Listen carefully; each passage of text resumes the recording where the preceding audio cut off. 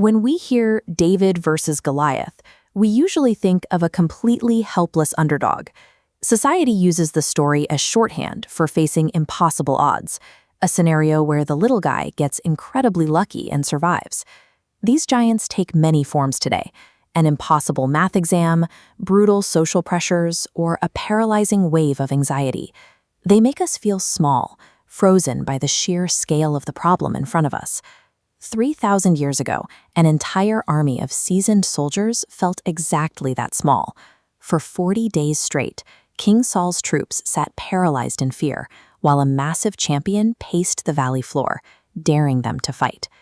But we may have been misreading this 3,000-year-old story.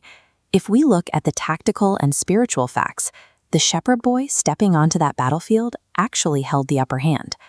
To defeat the giants in our lives, we have to look past the surface-level intonation and see the battlefield for what it actually was.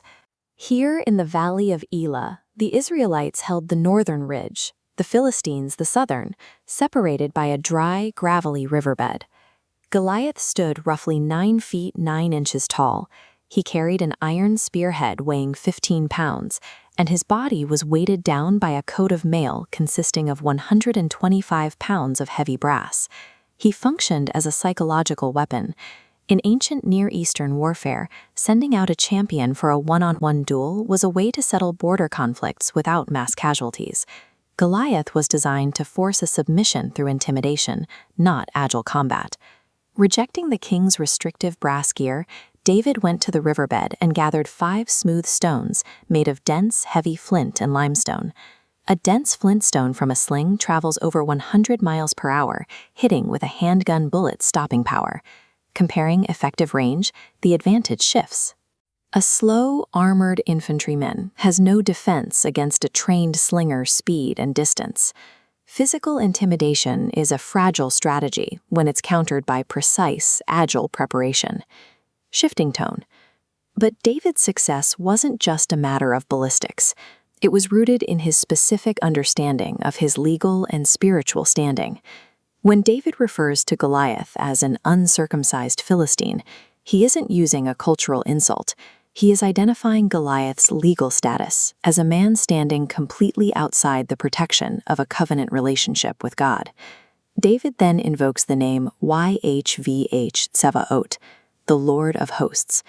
In ancient Hebrew, this refers to the commander of literal cosmic legions. The two sides were backed by very different forces. Goliath relied on the physical armies of the Philistines, while David declared he was backed by the heavenly legions of the Almighty. David used his past spiritual victories, his encounters with the lion and the bear, as an anchor for his faith. Remembering those experiences allowed him to move forward through the valley without doubt. This spiritual preparation changes the math of the conflict. David's perspective proved that a giant without a covenant is weaker than a young boy who honors one. The battle ended with 1 precise swing and 1 stone. Goliath fell face first, proving that despite the 40 days of fear, the giant was the one who was truly outmatched. President Gordon B. Hinckley taught that our modern giants are those who demean the values of the kingdom of God, mocking standards of modesty, honesty, and devotion. Facing these spiritual battles with the world's clumsy armor, trying to fit in or relying on physical strength alone, simply doesn't work. Instead, remember who you are, recall your past spiritual victories, and step forward with faith and the precise tools God has provided. The battle is the Lord's. When you are armed with truth and your covenants, you don't need to be giant-sized to bring down the giants in your life.